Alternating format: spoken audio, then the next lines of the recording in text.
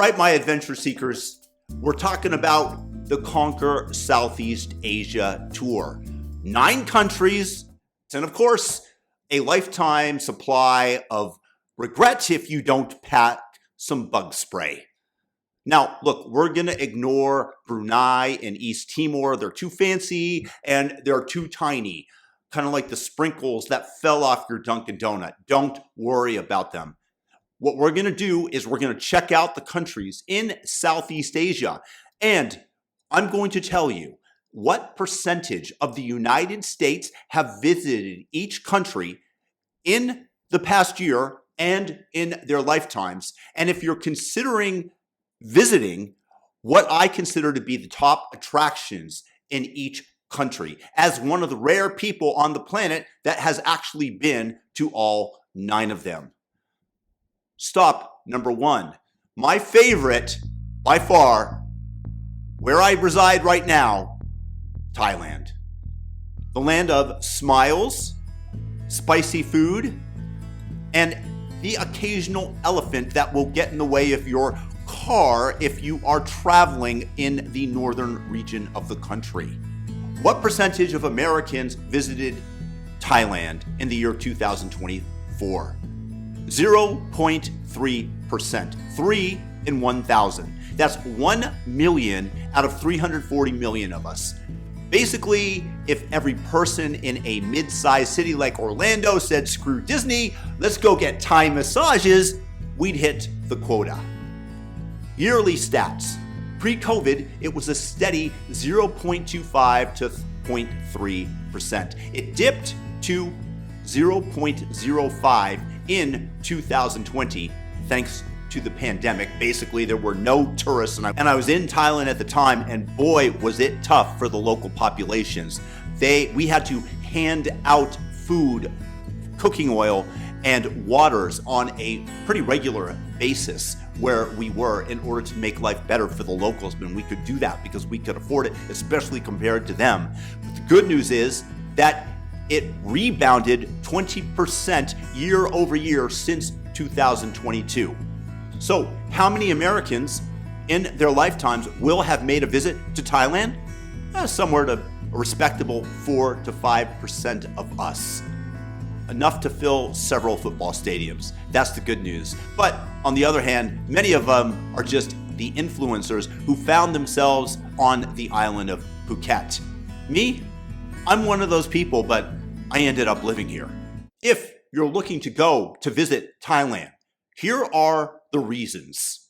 Number 1, Thai food. It's my favorite in the world. Make sure to order Krad Kapao Mu Kai Dao, which is minced pork with spicy peppers and vegetables with an egg on top. The fried egg, that is the Kai Dao part.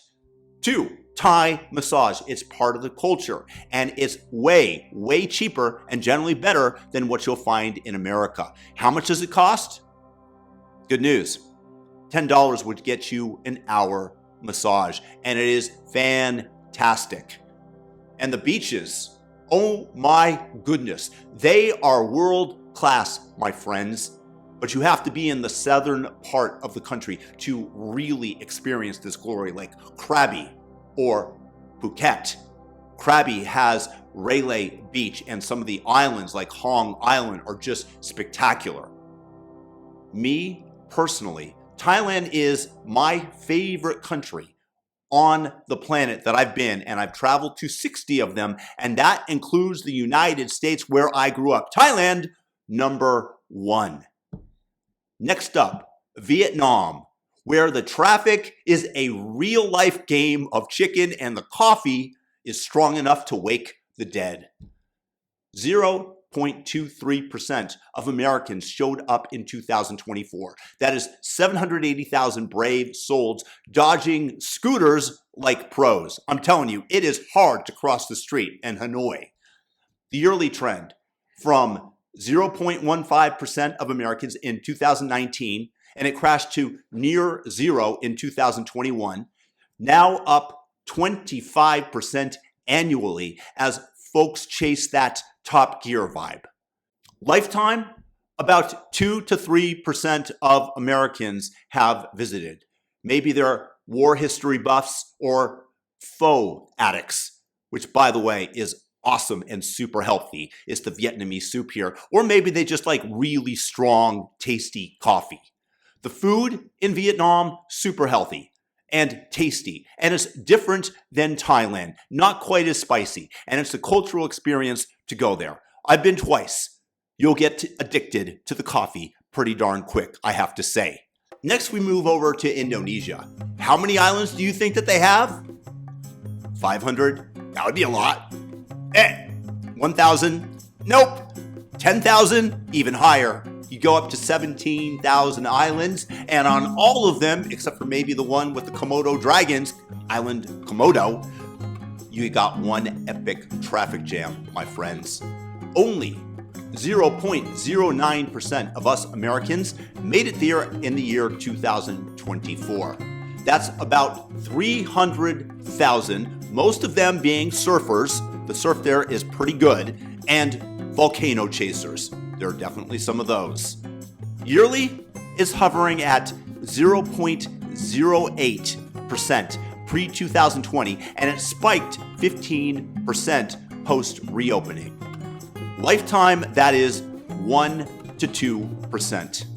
It's enough for a decent-sized party town on the Pacific. But watch your snacks, people. The wildlife here is bolder than a Wall Street trader. On Bali, I had monkeys steal my hat, and then when I went after them for my hat, another one took my water bottle. So it's akin to Wall Street, yes. For me, honestly, the one island I've been to is Bali, and it is the most feminine vibe of any place I have been. And the good news is that it's ridiculously cheap for what you in fact get. The dollar still has value there. Now we've got to jump over to Malaysia, where the food is a flavor explosion and the humidity is a personal attack. Only 0.08% of Americans were in the country in the year 2024. That's roughly 200,000, generally foodies. Trends, steady, 0.07% yearly average, up 18% lately with visa perks becoming much easier. Lifetime, 1.5 to 2% of Americans have been in Malaysia. And I'm going to tell you that if you're going to go, Cameron Highlands is a fabulously beautiful place with a different culture, definitely worth going to. And Kuala Lumpur, the capital, is a fantastic city with a phenomenal zoo, but it's not nearly as cheap in Malaysia as it used to be, as a warning. And if you're considering Penang Island, might be worth a stop for a couple of days, but you can leave there pretty quickly. And I'm going to tell you, because Malaysia is so Muslim, it is honestly more boring than the other countries of Southeast Asia. That's just the reality. Giving you the inside scoop here. Then let's jump over to the island archipelago of the Philippines. Beaches, jeepneys, and karaoke marathons till dawn. 0.12% of Americans in 2024, around 400,000 loving the island hop. Yearly stats, 0.1% baseline, 22% growth post-2022 boom. Lifetime, 2 to 3% of us, thanks to family ties and Survivor reruns, might have traveled our way to the Philippines. So, should you go, make sure to skip Manila. That is just a traffic jam, and there's really not that much there. The beach, I'm going to underline, the beach is why you go here, because along with Thailand, the Philippines has some of the best beaches, like Boracay, for example, on the planet. Okay, we're getting down in our list. Where are we going next? Singapore. It's clean as your finicky mom's kitchen, strict as your ex's curfew. 0.15% U.S. turnout in the year 2024. That's 500,000 shopaholics, and there's a lot of that there in Singapore, although it's expensive, and F1 fans. Trends, 0.12% average, up 20% with events like Taylor Swift concerts. Lifetime, approximately 2% of Americans have traveled to the nation state, the island of Singapore.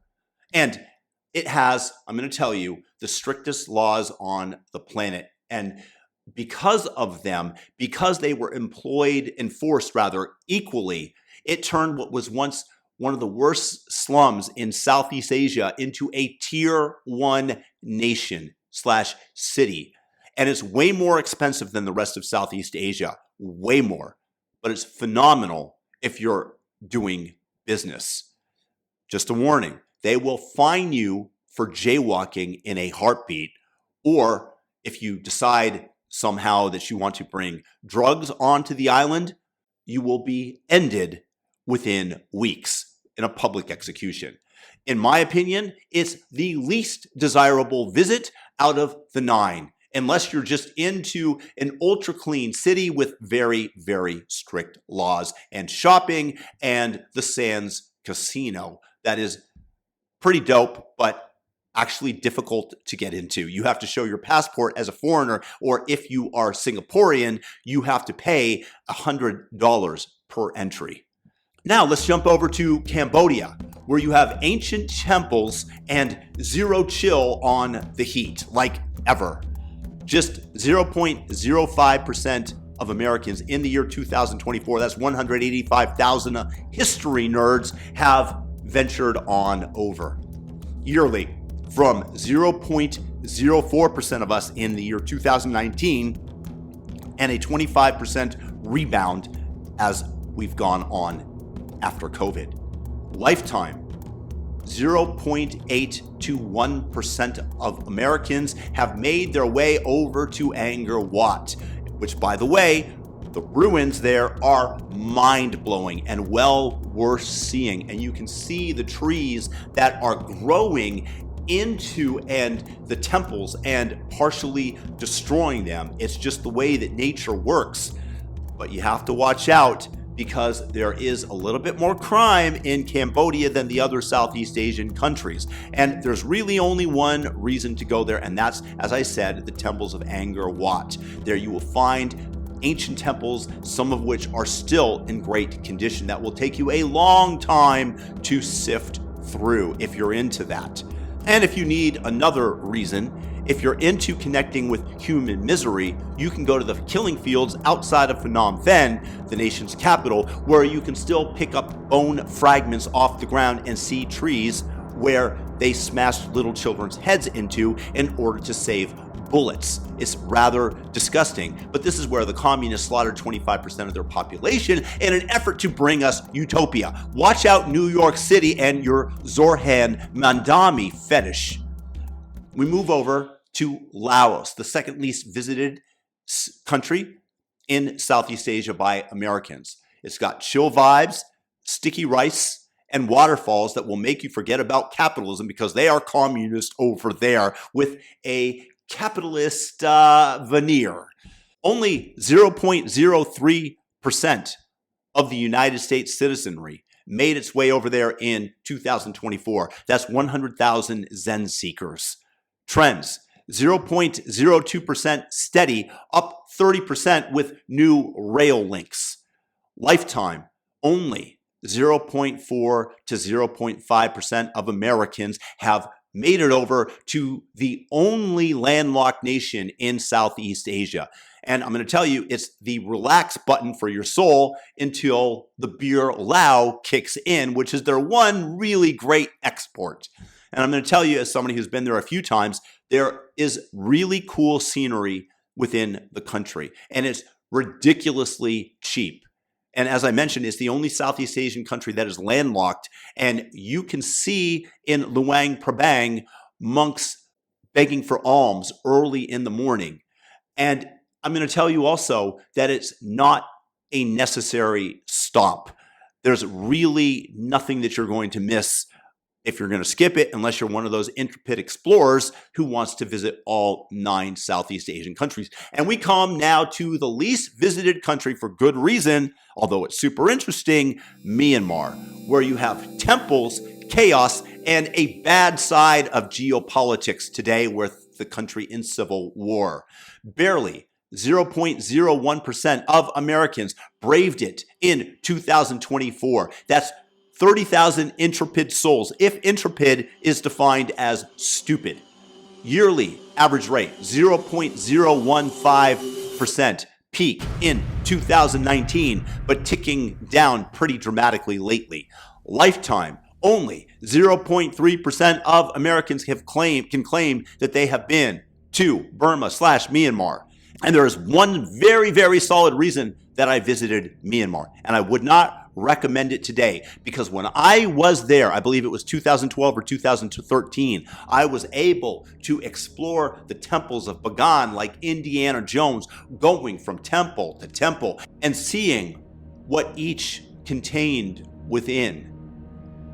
I'm not sure that option is still available. I have heard that they have shut it down, in addition to the fact that the country is mired in civil war. So at least wait until that ends before you brave it. And my friends, that is your whirlwind tour of Southeast Asia's Fab 9. From Bangkok Bling, which is definitely a city worth visiting, my favorite on the planet, to Myanmar and Bagan Temple mystery. It's a backpacker's fever dream. Now, the stats on Americans who've visited all 9. It's essentially zero, like 0.0009%.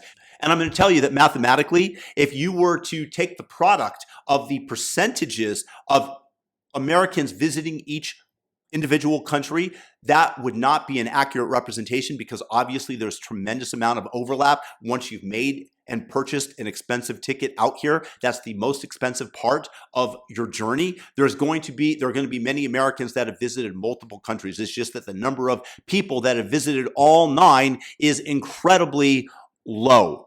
In real terms, we're talking fewer people than the population of a ghost town.